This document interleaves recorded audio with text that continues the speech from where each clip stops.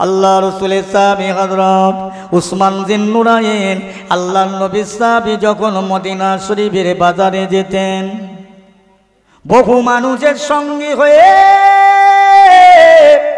বাজারে যেতেন, হুজুর এত কানতেন না যখন জান্নাতুল বাকি জান্নাতুল মুআল্লা দাঁড়ে যেতেন। হুজুর দাঁড়িয়ে দাঁড়িয়ে এত কান্না কানতেন, এত চোখের পানি জোড়াতেন, হুজুরের চোখের পানিতে দাড়ি ভিজে যেত, বুকটা ভিজে যেত। আল্লাহ নবী সাহাবীরা বলতেন, ও ভাই উসমান, আপনি এত কান্না কাঁদেন কেন, এত চোখের পানি জোড়ান কেন? আল্লাহ নবী বলেছে, আপনি জান্নাতি, আপনার জান্নাতে সিকিরি দিয়ে গেছে।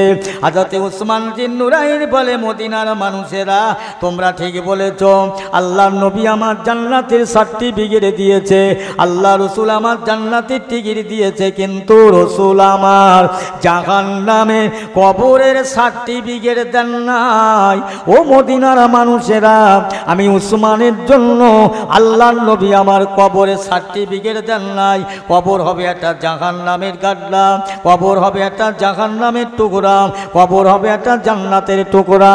এ মদিনার মানুষেরা, আমি উসমান যখন বেড়াতে যাব মদিনা মক্কায় বাজারে শহরে নগরে, অনেক লোক পাবো, সঙ্গী পাবো, সাথী পাবো। আমি উসমান যেদিন কবরে চলে যাব, আমি একটা সঙ্গী সাথী পাবো না, আমি একা একা একা একা।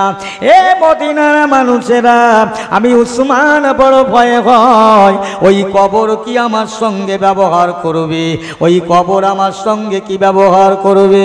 আল্লাহর নবী বললেন, ওই কবর হবে মানুষের জন্য জাহান্নামের গাড্ডা। ও মদিনার মানুষেরা, আমি উসমান জিন্নুরাইন এই জন্য কাঁদি, আমার আল্লাহ তাআলা যদি কবরে আমাকে হিসাব নেয়, কবর কাঁদা, আমার কবর কি হবে, কবর কি হবে? আমি উসমান জিন্নুরাইন এই কবরের ভয় চিন্তা করে কাঁদি রে। আচ্ছা বলেন, এই জান্নাতি মানুষগুলো যদি এই চিন্তা ভাবনা, এই কান্না কাঁদে, আমরা যারা বসে আছি, কি আমাদের জান্নাতের টিকিট দিল? সব তো গুনাহগার মানুষ কম বেশি। তাহলে আমাদের কত কান্না কানতে হবে সেদিন? এ দুনিয়ায় কানতে হবে, আখিরাতে কানতে হবে? এটি ভাবনা ভেবেছি? ভাবে না, চিন্তা করলাম না। আল্লাহ রসুল বললেন, বাবা আবু বকর তুমিও জান্নাতি। যে আবু বকরের এক রাতের আমলের পাল্লা, সেই আবু বকর পর্যন্ত কাঁদছে। কিরাম কাঁদছে? আল্লাহ রসুল ইন্তেকালের পরে, ওফাতের পরে হযরত আবু বকর সিদ্দিক রাদিয়াল্লাহু তাআলা আনহু, নবী প্রেমিক মানুষ, সমস্ত মদিনার মুসলমানদের ডেকে বললে, বাবা শোনো, আমি আবু বকরের কথাটা শোনো, আমি ওসিয়াত করে যাচ্ছি তোমাদের কাছে, এটা তোমরা পালন করো। জি হুজুর বলেন। আল্লাহ রসুলের সাহাবী বলছে, আমি আবু বকর দুনিয়া থেকে ইন্তেকালের বাদে, মরণের বাদে আমার লাশটাকে তোমরা গোসল দেবে, কাফন পরাবে, জানাজা পড়বে, আমার লাশটার কবরে দেওয়ার জন্য যেন কবর খুঁড়বে না। কি করবে জানো? আমার রাসূলুল্লাহর গেটের সম্মুখে আমার লাশটাকে রেখে আমার রাসূলুল্লাহকে সালাম দিয়ে বলবে, ইয়া রাসূলুল্লাহ, হাবিবাল্লাহ, আপনার আবু বকর দুনিয়া থেকে ওফাত হয়ে গেছে। সে বড় জাহান্নামের ভয় করে, কবরের ভয় করে, তার মনের বড় তামান্না, তার মনের বড় আশা, সে আপনার পাশে থাকতে চায়, কবরের বড় ভয় করে। খবরদার, আমি আবু বকরের আমলের বাহাদুরি দেখাতে যাবে না। নবীর সামনে, নবীর কাছে উচ্চ আওয়াজে কথা বলবে না, ছোট্ট ছোট করে। খবরদার, যদি আল্লাহ রসুলের মাজারের গেটের দরজাটা এমনি এমনি খুলে যায়, আমার লাশটাকে নিয়ে আমার রাসূলুল্লাহর পাশে তোমরা দাফন করো। জোরে বলুন না সুবহানাল্লাহ। জোরে বলা যায় না সুবহানাল্লাহ? আর যদি না খোলে, মাজার তোমরা হাত দিয়ে খুলবে না। আল্লাহ রসুলের সাহাবী আবু বকর দুনিয়া থেকে বিদায় হয়ে যান, ইন্তেকাল হয়ে গেলেন দুনিয়া থেকে। সাহাবা হুজুররা আবু বকরের লাশটাকে গোসল দিলেন, কাফন পরালেন। ওরে জানাজা পড়ে হুজুরের লাশ রাসূলুল্লাহর গেটের সম্মুখে রেখে আল্লাহ নবী সাহাবীর আস্তে আস্তে গিয়ে সোজে আস্তে আস্তে সহজে আদবের সঙ্গে নম্রতার সঙ্গে সালাম দেন, আসসালামু আলাইকা ইয়া রাসূলুল্লাহ, হাবিবাল্লাহ। আজ আপনার প্রথম খলিফা আবু বকর, যে আবু বকর আপনার সঙ্গী হয়ে মক্কা থেকে মদিনায় গিয়েছিলেন, ইয়া রাসূলুল্লাহ, সেই আবু বকর দুনিয়া থেকে ওফাত হয়ে গিয়েছে। তিনি আমাদের কাছে ওসিয়াত করে গিয়েছে, তার লাশটা আপনার পাশে রাখতে বলে গিয়েছে। তার মনের বড় আশা, তার মনের তামান্না, ইয়া রাসূলুল্লাহ হাবিবাল্লাহ, আপনার আবু বকরের বড় ভয় লাগে, কবরের বড় ভয় করে। আল্লাহর হাবিব গো, আপনার মাজারের দরজাটা যদি এমনি খুলে যায়, আপনার আবু বকরের লাশটা আপনার পাশে দাফন করব, আর যদি না খুলে যায় তাহলে জান্নাতুল বাকিয়াতে দাফন করার কথা বললেন। ইয়া রাসূলুল্লাহ হাবিবাল্লাহ, আপনার আবু বকরের মনের বড় তামান্না, মনের বড় আশা, মনে বড় ইচ্ছা আপনার পাশে থাকতে চায়। যদি আপনার মাজারটার গেটের দরজাটা এমনি খুলে যায়, আমরা আবু বকরকে নিয়ে আপনার পাশে দাফন করব, আর যদি না খোলে তাহলে জান্নাতুল বাকিয়াতে দাফন করব। ও মুসলমান, আল্লাহ আল্লাহ রসুলের সঙ্গে আবু বকরের কত সম্পর্ক, কত ভালোবাসা। আল্লাহর নবী সাহাবীর আবু বকরের কথাটা যেই না বললেন, সাহাবীদের বলা শেষ। আমার আল্লাহ পাকের কুদরতি ক্ষমতায় আমার রাসূলুল্লাহর মাজারের দরজাটা এমনি এমনি খুলে যায়। এই না খুলে গেছেন সাহাবা হুজুররা কি করতে লাগলেন, আল্লাহর নবী সাহাবী আবু বকরের ওই জায়গায় দাফন করার জন্য আমার রাসূলুল্লাহর পাশে তারা কবর শরীফ তৈরি করলেন। কবর খোঁড়া হলো, মজবুত হয়ে গেল। আল্লাহর নবী সাহাবী আবু বকরের লাশ মোবারক নিয়ে কবরে তো করা হবে। আল্লাহর নবী জিন্দা নবী, হায়াতুন নবী, আমার দয়ার নবী মাজার থেকে বলে, এ মদিনাওয়ালারা, মদিনাবাসীরা, আমার আবু বকর এতদিন ছিল দুনিয়ার ভালোবাসার বন্ধু, দুনিয়ার সঙ্গী, দুনিয়ার বন্ধু। আজ আমার আবু বকর আমার আখিরাতের সঙ্গী, আখিরাতের বন্ধু। দাও দাও, বন্ধুর পাশে বন্ধুকে দাফন করে দাও। একটু জোরে বলা যাবে না সুবহানাল্লাহ? দাও, বন্ধুর পাশে বন্ধুকে দাফন করো। এ ছিল রসুলের সঙ্গে ভালোবাসা, এ ছিল রসুলের সঙ্গে প্রেম মহব্বত। হযরত আবু বকর সিদ্দিক রাদিয়াল্লাহু তাআলা আনহু দুনিয়া থেকে বিদায়, ওফাত হয়ে গেলেন।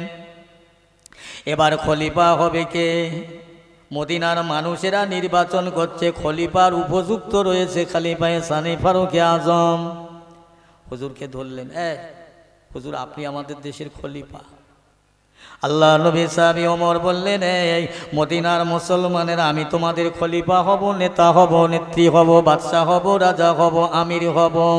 বলো না, বলো না, আমি ওমরের অপরাধের কি বিচার করতে পারবে?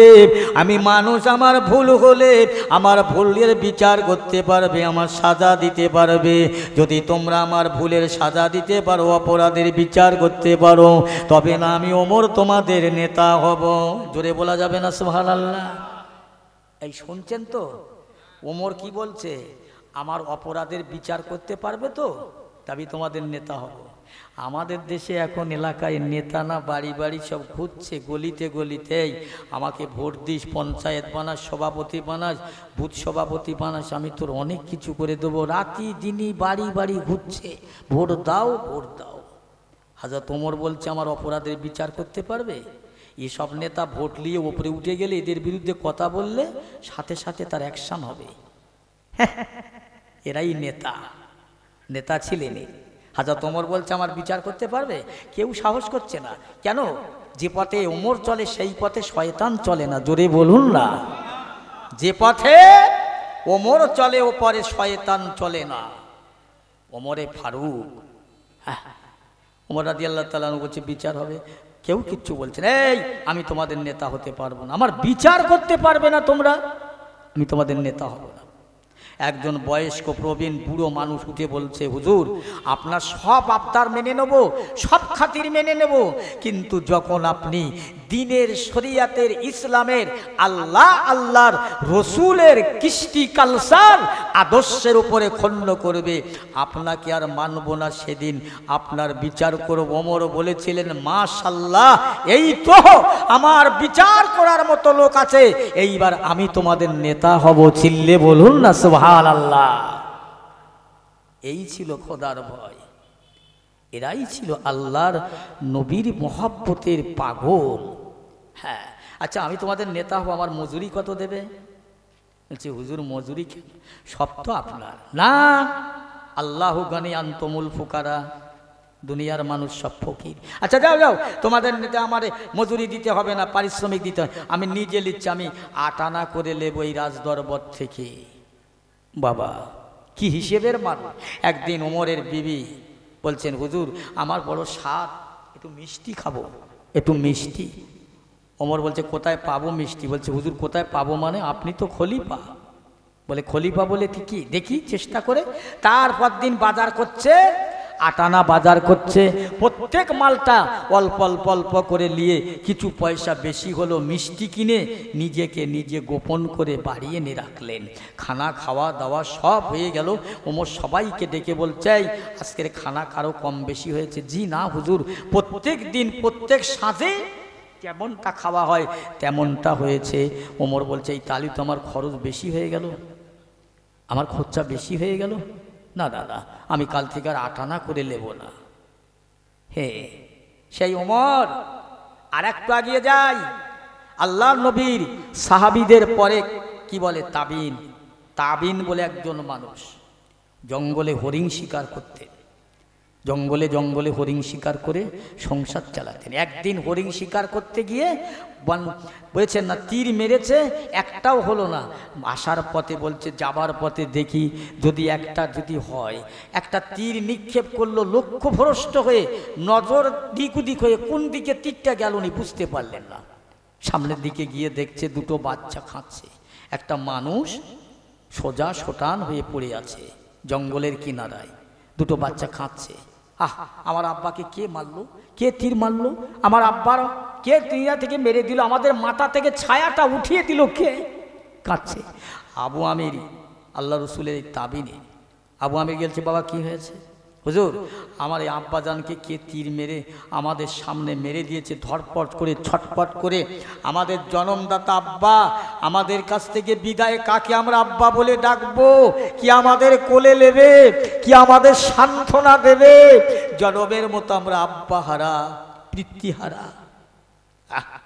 আবু আমির বলছে তোমার আব্বাজানের সৎ কাজ করো। কে মেরেছে? বলছে কে মেরেছে জানো? বলে পরে বলবো। আবু আমির আল্লাহ নবীর ওই তাবিনটাকে সঙ্গে করে বাচ্চা 2টোকে নিয়ে মদিনার গ্রামে, মদিনার এলাকায় খবর দেন, ও মদিনাওয়ালারা চলন চলন, একবার দেখবে ফাঁকা মাঠে ফাঁকা ময়দানে একটা মানুষ মরে পড়ে রয়ে, ওই মানুষটা মারা গেছে।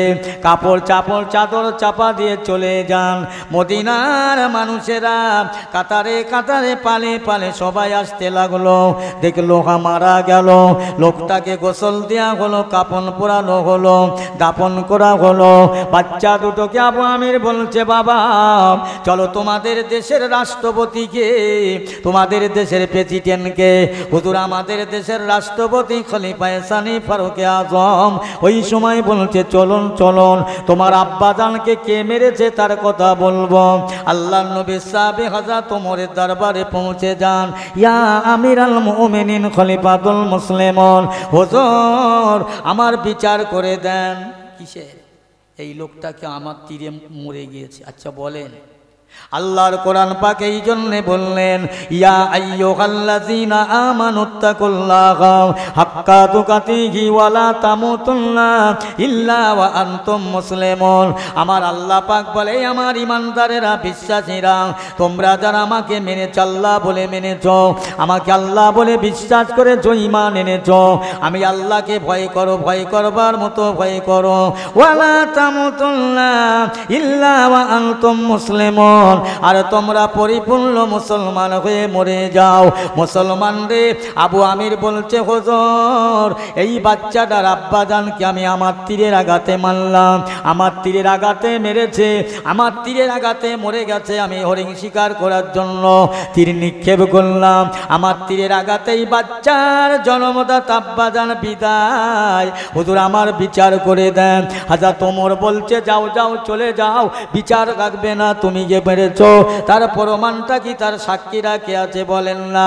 এ বাবা চলে যাও আবু আমির, তোমার বিচার হবে না, তুমি চলে যাও। ওই সময় বলেছিলেন, ও আমিরুল মুমিনিন, কেন বিচার হবে না? আপনি যে নবীর কলমা পড়েছেন, আমিও সেই নবীর কলমা পড়েছি। আপনি যে নামাজ পড়েন, আমিও সেই নামাজ পড়ি। হুজুর, আমার বিচার যদি না হয়, কাল কিয়ামতের ময়দানে আল্লাহর দরবারে আমাকে কৈফিয়ত দিতে হবে, জবাব দিতে হবে। এই সময় হযরত ওমর বলছে, চল ঘরে চল। ঘরে চলে গেলেন। বল বল, একবার শুধু বলবি, ওই মানুষটা মদিনার পথে মরে পড়েছিল, আমি জানি না কে মেরেছে, আমি মাত্র দেখে লোক ডাকলাম, ইয়া আমিরুল মুমিনিন খলিফাতুল মুসলিমুন, আপনি আমার ওইটা বলবেন না, ওইটা আমাকে শিক্ষা দেবেন না। আমাকে মরে যেতে হবে, আল্লাহর কাছে জবাব দিতে হবে, কাল কিয়ামতের ময়দানে আসামি হয়ে যাব, পারবো না, পারবো না। ইয়া আমিরুল মুমিনিন, আমার বিচার করুন, কিয়ামতের ময়দানে আল্লাহর কাছে আর আমার বিচার হবে না। ওই সময় হযরত আমিরুল মুমিনিন বলেছিলেন, ও আবু আমির, শুনে নাও, তাহলে তোমার বিচার হবে কেমন? খুনকা বদলা খুন, কতলের পর কতল, তুমি যেমন মেরেছো তোমাকে মৌত হতে হবে।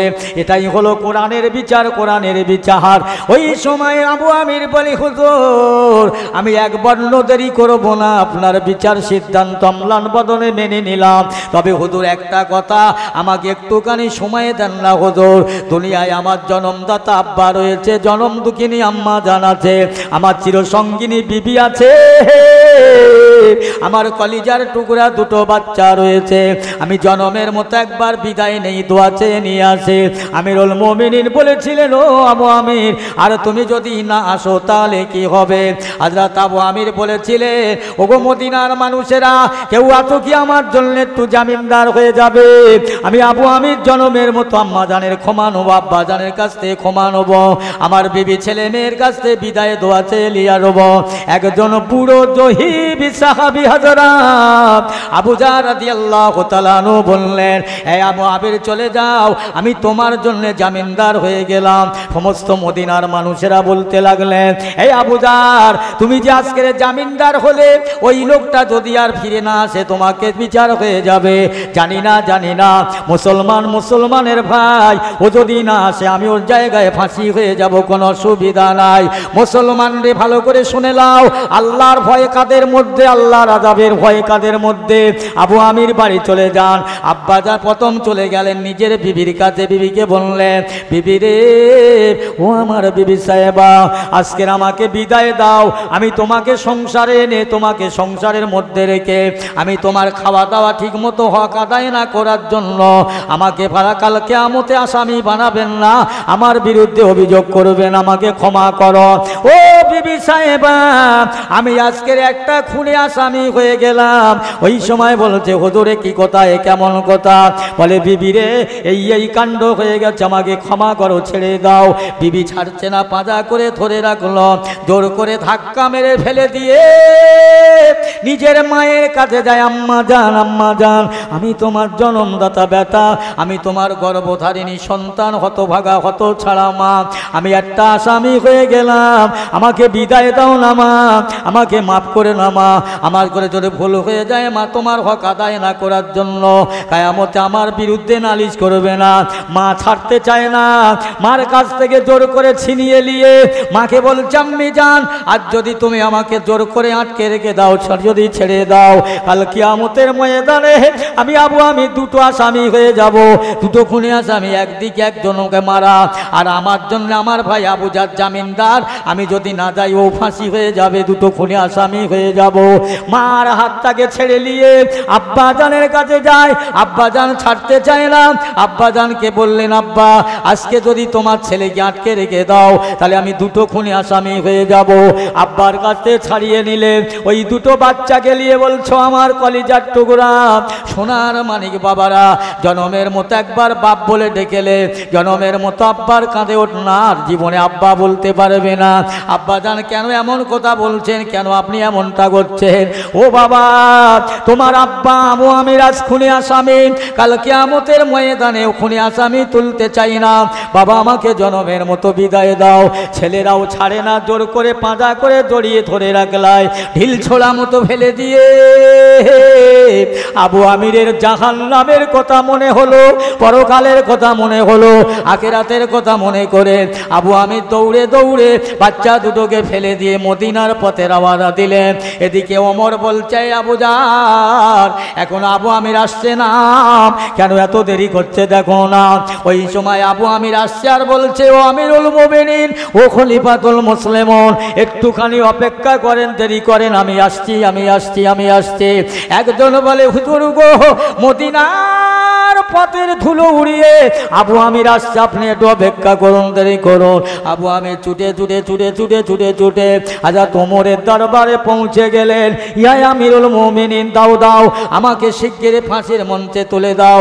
ওই সময় বলছে, আবু আমির এত দেরি হলো কেন, একবার বলুন। হুজুর কেন দেরি হয়েছে আবার যদি বলতে চাই আরো সময়ে চলে যাবে, আমার বেশি দেরি, তাড়াতাড়ি আর সময়ে দেরি করো না। ওমর বলছে, দেরি কেন হলো একবার বলো। ওই সময় বলো, হুজুর আমার আব্বা জান ছাড়ে না, আম্মা জান ছাড়ে না, আমার বিবি ছাড়ে না, আমার বাচ্চা ছাড়ে না, আমি সবাইকে ঢিল ছোড়া মতো করে ধাক্কা মেরে ফেলে দিয়ে আমার ভাই আবু জারের কথা মনে করে, পরকালের কথা মনে করে, পরকালের কথা খেয়াল হয়ে আমি আবু আমির আর থাকতে না পেরে সবাইকে অপেক্ষা করে ঠেলে ফেলে দিয়ে আমি এসেছি, হুজুর আমাকে মাফ করেন। ওই সময় হযরত ওমর ফারুকের দরবারে যে দুটো বাচ্চার বাপ তীরে আঘাতে মারা যায়, ওই দুটো বাচ্চা বলছেন, হুজুর এই লোকটাকে ফাঁসি দিলে কি আমার বাপ জিন্দা হবে? না না না, আল্লাহর হাবিবের সাহাবী আমিরুল মুমিনিন খলিফায়ে সানি ফারুক আযম যদি আজকের এই লোকটার ফাঁসি দিয়ে আমার আব্বা যদি জিন্দা না হয়, তাহলে আমরা বলছি আপনার দরবারে এই লোকটার ফাঁসি আর দেবেন না, লোকটা ফাঁসি থেকে মুকুব করে দেন। একবার জোরে বলা যাবে না? আর একটু জোরে হবে না?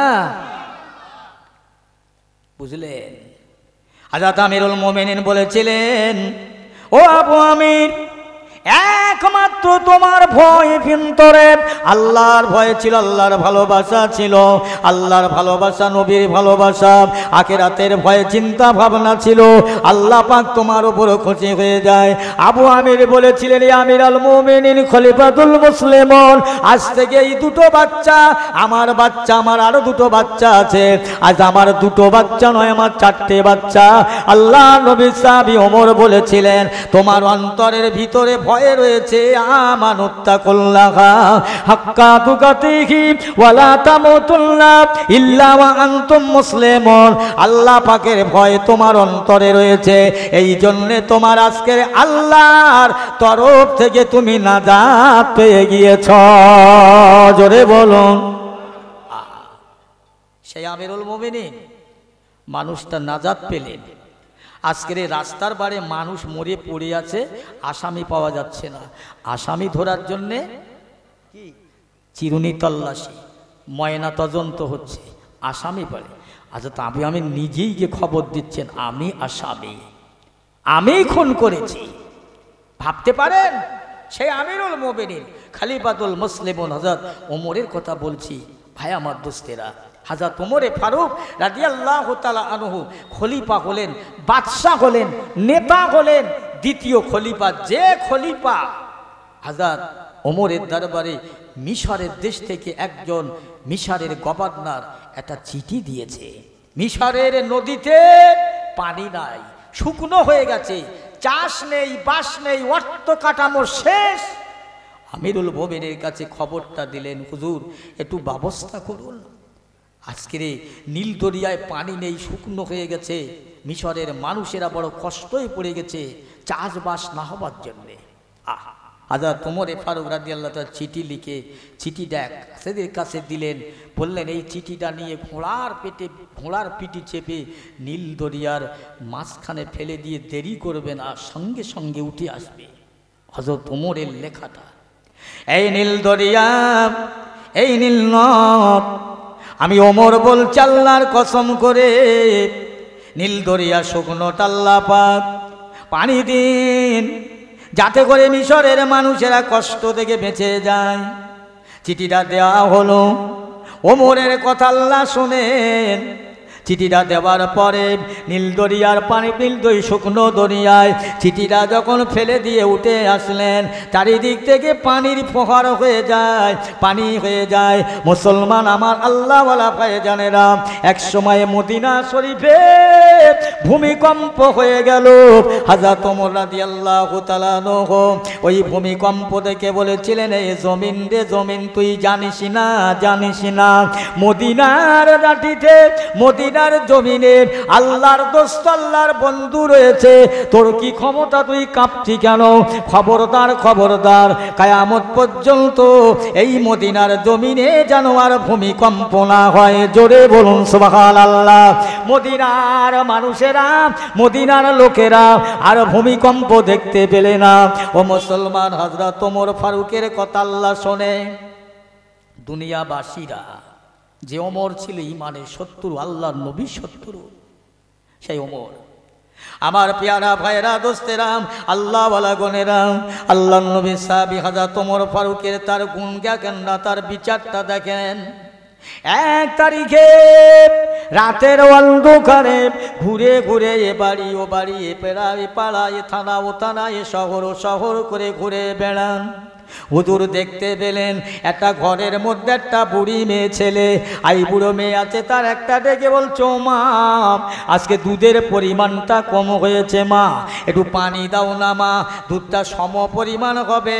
মেয়েটা বলছে, আম্মি জান দুধে পানি দেওয়া যাবে না।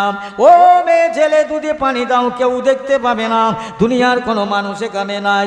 মেয়েটা বলছে, আম্মি জান দুনিয়ার কেউ না দেখতে পেলে, দুনিয়ার কোনো মানুষ না থাকলে আমার আল্লাহ পাক আলিমুম বিযাতিস সুদূর, আলিমুল গায়েব, তিনিও দেখতে পায়, তিনি রাতের খবর জানে, দিনের খবর জানে, তিনি ঘুমন না। ওই সময় মেয়েটা বলছে, যাও পানি দেওয়া হবে না।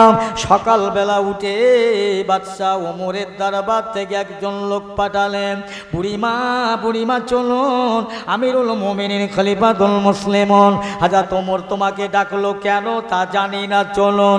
চলে গেলেন। ওমর বলছে, মা তোমার ঘরে একটা মহিলা আছে, মেয়ে। আই বুড়ো বলে, হ্যাঁ আছে।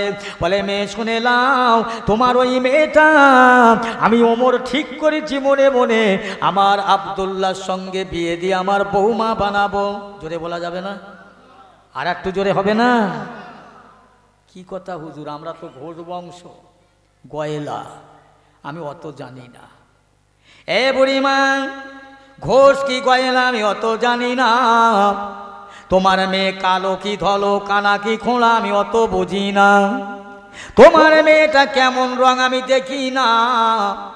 তোমার মেয়েটার ভিতরে আল্লাহর ভয় আছে, খোদার ভয়ে আছে, কিয়ামতের ভয়ে আছে, জাহান্নামের ভয়ে আছে।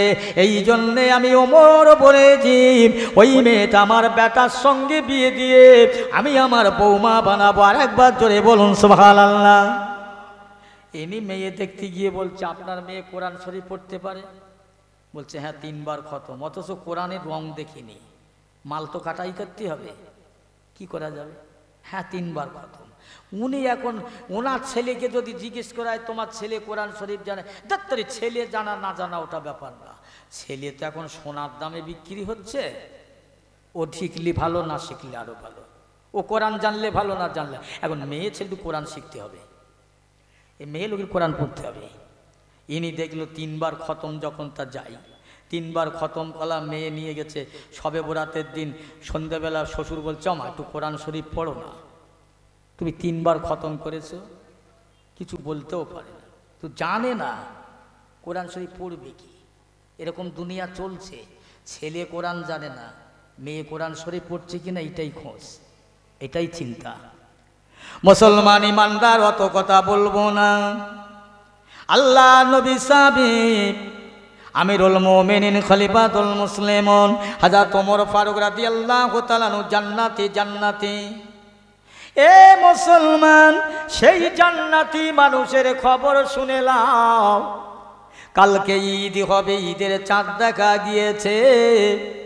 হযরত ওমর ফারুক ইমাম হবে ঈদের জামাতের। ঘরের ভিতরে দরজা দিয়ে খিড়কি লাগিয়ে ভিতর থেকে খলিফায়ে সানি ফারুকে আজম জান্নাতি মানুষটা এত কান্না এত কান্না এত কান্না এত কান্না কাঁদে, কানতে কানতে চোখ দিয়ে পানি ঝরঝর করে ঝরে যায়, চোখের পানিতে দাড়ি ভিজে যায়, বুকটা ভিজে যায়।